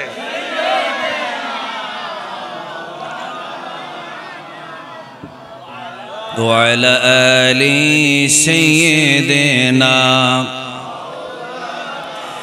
আমার বাইরে মনোযোগ, আল্লামা শরফুদ্দীন বুসিরি যিনি প্যারালাইজড হয়ে গিয়েছিলেন, যার অর্ধেক অবশ হয়ে গিয়েছিল একটা নাত রাসূল লেখার কারণে, যার স্বপ্নে নবীজি সাল্লাল্লাহু আলাইহি ওয়াসাল্লাম এসে গেলেন, আর আসার পরে একটা চাদর দিলেন, নবীর দিদার পেলেন যে নাত লেখার কারণে। ওই নাতের দুইটা লাইন হলো, فإن من جودك الدنيا وضرتها يا رسول الله। আমি শরফুদ্দীন বুসিরি আলেম হলাম, মুফতি হলাম, মুহাদ্দিস হলাম, হাফেজ হলাম, কিন্তু আমি প্যারালাইজড হওয়ার কারণে আমি বিছানায় পড়ে থাকলাম, আমি ইসলামের শরীয়তের খেদমত করতে পারি না। ইয়া রাসূলুল্লাহ, ইয়া হাবিবাল্লাহ, এই দুনিয়ার মধ্যে যত কিছু সজীবতা, এই দুনিয়ায় যত দান, ইয়া রাসূলুল্লাহ আমার আল্লাহ দিয়েছে, আর আপনি নবীর বদান্যতার কারণে সবাই পেয়েছে। ওয়া মিন উলুমিকা ইলমাল লাওহি ওয়াল কলামি, ইয়া রাসূলুল্লাহ লৌহে কলমে যত ইলম আছে, এই ইলমগুলো আপনি নবীর ইলম থেকে এসেছে। একটু মহব্বতের আওয়াজে বলি সুবহানাল্লাহ। আরো জোরে বলুন সুবহানাল্লাহ। দেখেন আমরা বলি কি, লৌহে মাহফুজ থেকে আমার নবীর কাছে এসেছে, আর আল্লামা শরফুদ্দীন বুসিরি বলতেছেন ওয়া মিন উলুমিকা ইলমাল লাওহি ওয়াল কলামি, লৌহে মাহফুজে আপনার সিনাত থেকে গেছে, অর্থাৎ আল্লাহ দিয়েছেন নবীকে, নবীর থেকে সবাই। একটু জোরে বলেন না মারহাবা। এজন্য আমরা যারা সুন্নি আছি, যে যত বড় আলেম সে তত বড় নিজেকে নবীর গোলাম দাবি করে, আর যারা বেয়াদব, যে যত বড় লেখাপড়া করে সে তত উন্নত মানের ইন্টারন্যাশনাল বেয়াদব হয়। এই জোরে বলেন ঠিক না? এজন্য যত বড় সুন্নি শোনেন, এগুলাকে আপনি ইগনোর করতে পারবেন না, এই পয়েন্টগুলাকে। যত বড় সুন্নি আলেম, গৌসে পাক বলেন, গরিব নওয়াজ বলেন, শরফুদ্দিন বুসিরি বলেন, ইমাম আবু হানিফা রাহমাতুল্লাহ আলাইহি বলেন, সবাই বলবে আমরা কোরআন হাদিসের যত ইলম পেলাম, তাফসীর হাদিস ফিকহ পড়লাম, আমরা দুনিয়াবি যত জ্ঞান পেলাম, আমাদের যে মেধা মনন, আমাদের যে খেদমত করার মুখস্থ শক্তি, আমাদের যে প্রজ্ঞা, আমাদের যে ব্রেন, সমস্ত কিছু আমরা পেলাম রাসূল করিম সাল্লাল্লাহু আলাইহি ওয়াসাল্লাম থেকে। আমরা পেয়েছি কি? আমার নবীর জ্ঞান হলো মহাসাগর, আর আমরা পেয়েছি কি? গারাফাম মিনাল বাহারে, বিশাল সাগর থেকে মাত্র এক অঞ্জলি।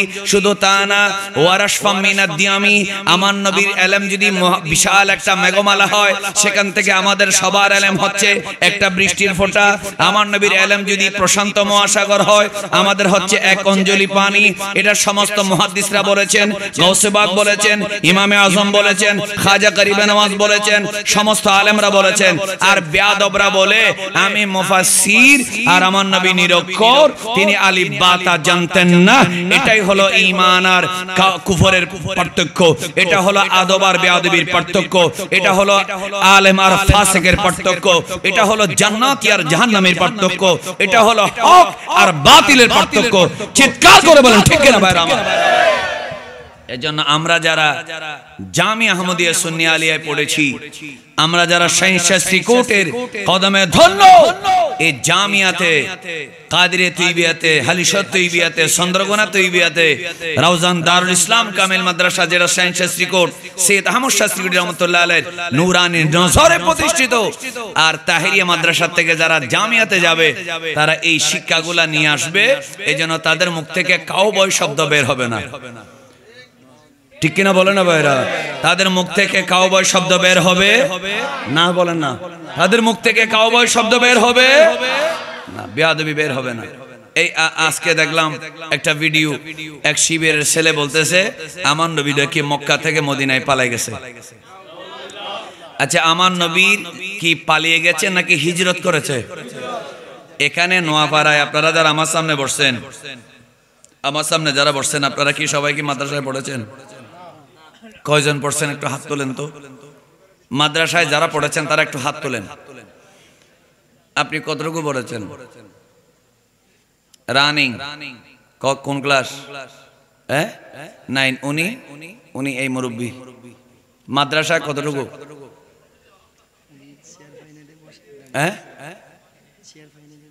বুঝিয়ে রাত তুলি দেন না বুঝি তুলে দেয়? আচ্ছা, ইবে নীল নীল নীল। মাদ্রাসায় পড়ছেন? ফোরকানিয়া। আচ্ছা, ঠিক আছে। আচ্ছা, এই মাদ্রাসায় যারা পড়ে, সুন্নি মাদ্রাসায়ও মানুষ পড়ে, ওয়াবি মাদ্রাসায়ও মানুষ বেশ কম নেই, বেশ কম নেই। একজনে সাগর থেকে মাছ নেয়, আরেকজনে মুক্তা নেয়, আরেকজনের সাগর থেকে কেঁচো, সাপ, বিচ্ছু যেগুলো খাওয়া যায় না সেগুলো নেই। বেশ কম আছে না? নেই। পুকুর থেকে আমাদের ছোট্টকালে আমরা দেখতাম মগ আর সাগমারা পুকুরে কচ্ছপ খোঁজার জন্য আসতো।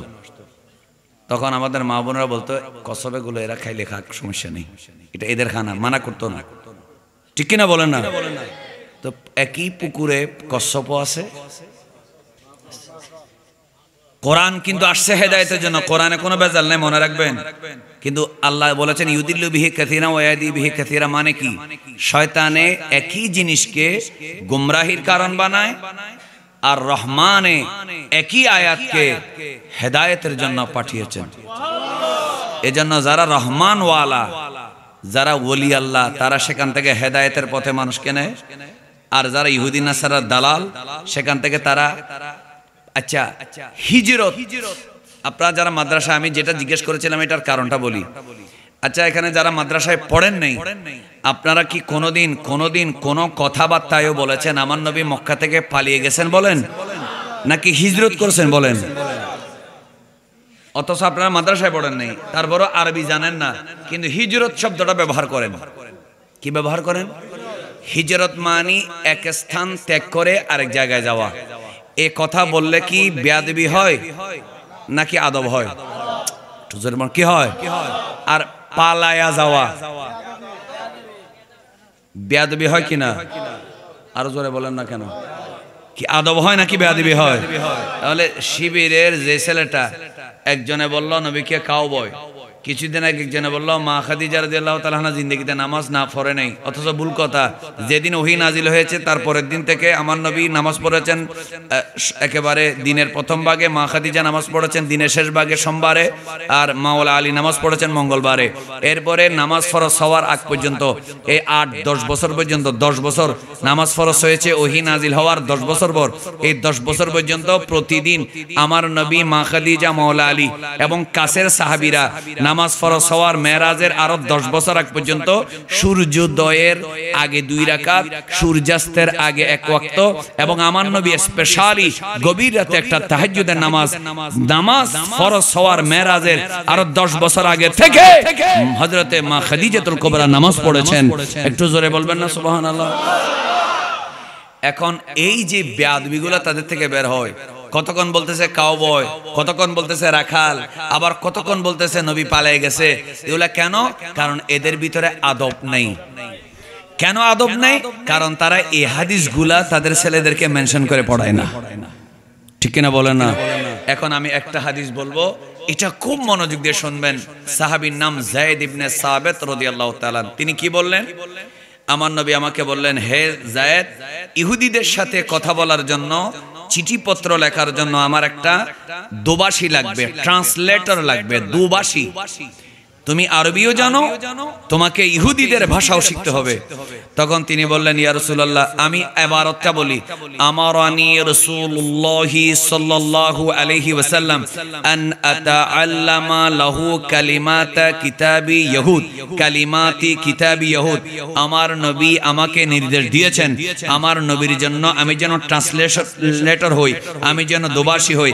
আমার নবী ইহুদিদের ভাষাও বোঝেন, খ্রিস্টানদের ভাষাও বোঝেন, কিন্তু আমার নবীর আরবি ভাষা ইহুদিরা বুঝবে না, এজন্য আমার নবী নিজে লিখতেন না, আমার নবী লেখাতেন। সেই লিখে তাকে লিখে রাখতে হয় যে ভুলে যায়। আমার নবীর সিনা তো আল্লাহর ইলমের ভান্ডার, আমার নবীকে কেন লিখে রাখতে হবে? লিখলে তো সবাই বলবে ইনি কারোর থেকে লেখা শিখেছেন, এজন্য লিখতেন না, লেখাতেন, ভুল হলে ঠিক করে দিতেন। সুবহানাল্লাহ বলেন না? তো নবী করিম সাল্লাল্লাহু আলাইহি ওয়াসাল্লাম বললেন, ইহুদিদের সাথে কথা বলার জন্য তুমি দোভাষী হয়ে যাও। তিনি বলেন, আমারানি রাসূলুল্লাহ সাল্লাল্লাহু আলাইহি ওয়াসাল্লাম আন আতাআল্লামা লাহু কালিমাতি কিতাবি ইহুদ। তখন বললেন, ইয়া রাসূলুল্লাহ, আমি ইহুদিদের ভাষা ইব্রানি বা সুরিয়ানি, এখানে সুরিয়ানির কথা লেখা আছে, আমি এই ভাষাগুলা কোনোদিন লিখি নাই, পড়ি নাই, আমি অক্ষর শিখি নাই, জানি না, আমি কি করে শিখবো? আমার নবী বললেন, শিখো। আমার নবী বললেন কি? শিখো। তখন তিনি বললেন, রাসূল করিম সাল্লাল্লাহু আলাইহি ওয়াসাল্লামের সাহাবী যায়েদ বিন সাবিত বলেন, এই হাদিসটা সিহা সিত্তার কিতাব আবু দাউদে, তিরমিজিতে আছে।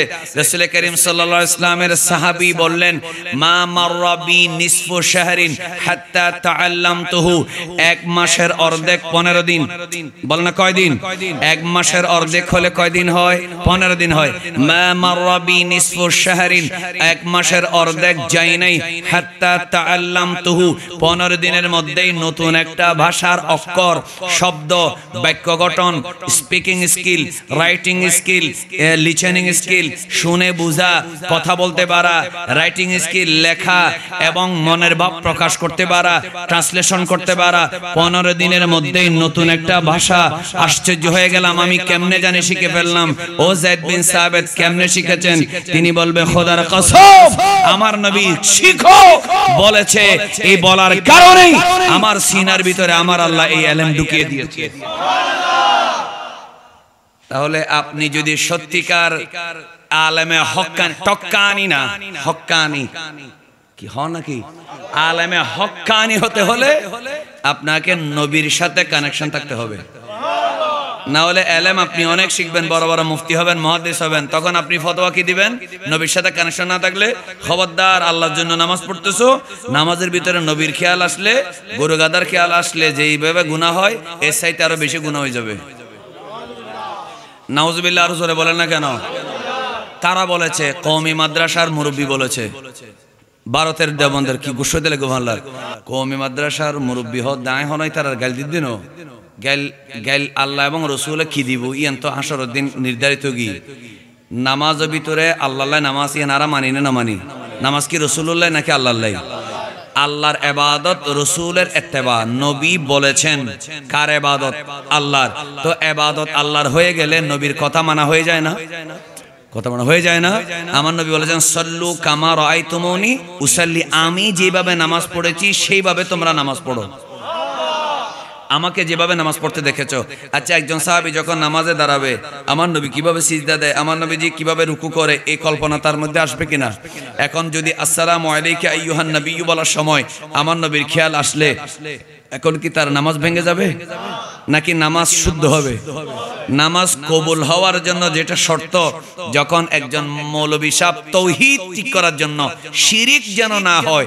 নবী যেন খোদা হয়ে না যায় এত ডরিতে রাখতে এমন ভয় নবী না খোদা হয়ে যাবে মানুষ শিরিক করে ফেলবে এজন্য নামাজের ভিতরে নবীর খেয়াল করা যাবে না একটু চিল্লায়ে বলবেন না নাউজুবিল্লাহ এই কথা কেন বললো কারণ সে ইলম শিখেছে কিতাবের পৃষ্ঠা থেকে আর শেরে মিল্লাত আল্লামা শাফুজ্জামান আল্লামা ওসির রহমান আল্লামা সুলাইমান আনসারী আল্লামা আব্দুল ওয়াজেদ সহ আমাদের ওস্তাদরা যারা আমাদেরকে ইলম শিখিয়েছে ওনারা বলেছে কিতাবের পৃষ্ঠা থেকে নয় ইলম আমি শিখেছি আমার ওস্তাদের সিনা থেকে তিনি শিখেছেন তার ওস্তাদের সিনা থেকে নবীর সিনা থেকে যাদের সিনায় ইলম আসে তাদের জবান দিয়ে নবীর প্রেমের খুশবু বের হয়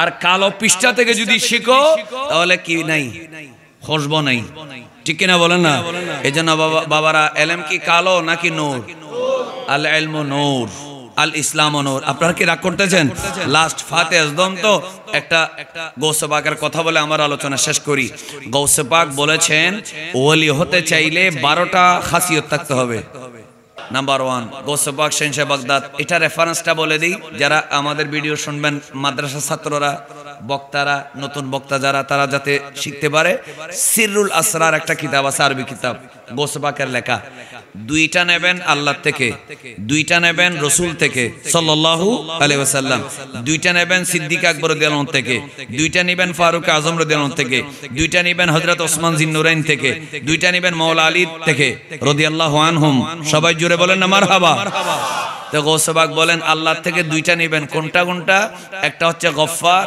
আর একটা সাত্তার আল্লাহ হচ্ছে বেশি বেশি ক্ষমাশীল আল্লাহ হচ্ছে দুষ্টুটি গোপনকারী আপনিও কি করবেন আপনি তো আর আল্লাহর সমান বা আল্লাহর কাছাকাছি এরকম হওয়া সম্ভব না আল্লাহ যেভাবে বান্দাকে জেনে শুনে তওবা করলে ক্ষমা করে দেয় আপনিও ভিতরে রাগ পুষায় রাখবেন না প্রতিশোধ পরায়ণ হবেন না প্রতিশোধ পরায়ণ হবেন না ক্ষমাশীল হবেন কেউ সরি বললে মাফ করে দেবেন সরি না বললেও আপনি মাফ করে দেন আমার আল্লাহ বলে কেউ যদি বান্দাকে মাফ করে দেয় আমি আল্লাহ তার যোগ্যতা না থাকলেও আমি তার গুনাহগুলো মাফ করে দিই তাহলে আল্লাহ থেকে একটা সিফত আপনি কিছুটা নেবেন এটা হচ্ছে গফফার হওয়া গফুর হওয়া অর্থাৎ ক্ষমাশীল হওয়া আল্লাহর মতো গফফার সত্তার হওয়া যাবে না কিন্তু গাফির তো হতে পারবেন অর্থাৎ আপনি কি করবেন ক্ষমাশীল হবেন 2 নাম্বার সত্তার সত্তার মানে দুষ্টুটি গোপন করা আমরা যত গুনাহ চোখ দিয়ে হাত দিয়ে নাক দিয়ে মুখ দিয়ে করি এই গুনাহগুলো যদি আল্লাহ প্রকাশ করতেন দুর্গন্ধের কারণে 100 হাতের ভিতরে আপনারা আমার পাশে বসতে পারতেন না একটু সবাই জোরে বলুন আমাদের দুষ্টুটি ঢেকে রাখেন কে সবাই জোরে বলেন ঢেকে রাখেন কে আল্লাহ ঢেকে রাখেন তাহলে দ্বিতীয় নম্বর এক নম্বর হচ্ছে ক্ষমাশীল হওয়া দ্বিতীয় নম্বর ঢেকে রাখা তাহলে আল্লাহ থেকে দুটো নেবেন মুসলমানের দুষ্টুটি ক্ষমা করে দেবেন কেউ বেয়াদবি করেছে ক্ষমা করে দেবেন আপনি হালকা হয়ে যাবেন চাপ থাকবে না মাথার উপরে আপনার কোনো চাপ থাকবে না দ্বিতীয়ত কারো দোষ প্রকাশ করবেন না আল্লাহ আমার নবী বলেন কেউ যদি কোনো বান্দার দুষ্টুটি ঢেকে রাখে তাহলে আমার আল্লাহ তার হাসরের মাঠে তাকে বেইজ্জত না করে তার দুষ্টুটি ঢেকে রাখবেন তাহলে আল্লাহ থেকে নেবেন একটা ক্ষমা আর একটা ঢেকে রাখা 2 নাম্বার আমার প্রিয় নবী সাল্লাল্লাহু আলাইহি ওয়াসাল্লাম থেকে নেবেন দুইটা একটা হচ্ছে শফিক আর একটা হচ্ছে রফিক শফিক মানে মায়া মমতা ভালোবাসা 2 নাম্বার যার আছে তাকে শফিক বলা হয় রফিক বলা হয় যিনি মানুষকে সহজে আপন করে নিতে পারেন আমার নবীর দুইটা গুণ একটা হচ্ছে মায়া মমতা ভালোবাসা দ্বিতীয় হচ্ছে শত্রুকে আপন করে নেওয়া এজন্য আমার নবীজি সাল্লাল্লাহু আলাইহি ওয়াসাল্লাম সহজে কাউকে শত্রু তো বানাতেন না শত্রুতা করতে আসলেই আমার নবীর সোহবতে আসলে সে আমার নবীর চিরবন্ধু চির আপন হয়ে যেতেন একটু মহব্বতে বলবেন না সুবহানাল্লাহ এজন্য রাজনৈতিক এই অস্থিরতার সময়ে হাত জোর করে বলবো, বিএনপি আওয়ামী লীগের দিকে নেবেন না। হাত জোর করে বলবো, শত্রুতা পোষে রাখবেন না। আপনি ক্ষমতা আসছেন, 10 বছর সে বিদেশে থাকবে, তারপরে সে আসবে, আপনাকে আবার 10 বছরের জন্য বউ বাচ্চা ছাড়া থাকতে হবে। এই ধরনের অপরাজনীতি আপনারা কেন করেন? বিশেষ করে রওজানের মানুষের মধ্যে এই খাসিয়ত কেন? কেন আপনাদের মধ্যে এই উগ্রতা? কেন সহিংসতা? কেন অন্য দলের মানুষকে আপনারা চাপ দিয়ে রাখেন? কেন তাকে ঘরে আসতে দেন না? আগে আপনারা 10 বছর একজনকে আসতে দেন নাই, আবার এখন আবার 10 বছরের জন্য আরেকজনকে বিদেশে পাঠিয়ে দিচ্ছেন। এই সহিংসতা কেন?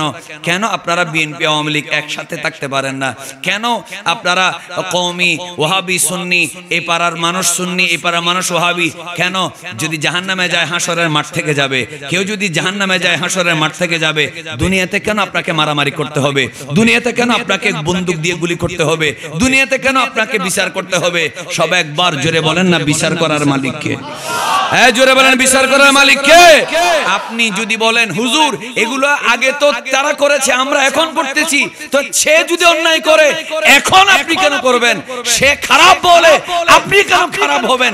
আপনি ক্ষমা করে দেন, মায়াবী হন, দয়ালু হন।